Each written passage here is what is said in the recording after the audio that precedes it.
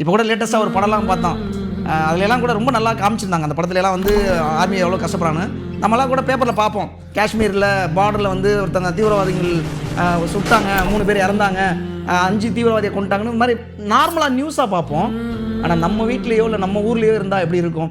அதனால் நம்ம இன்னைக்கு சுதந்திரமாக இருக்கிறோன்னா நம்ம தேச வீரர்கள், நம்ம இராணுவ வீரர்கள் அவ்வளோ பாதுகாப்போடு இருக்காங்க.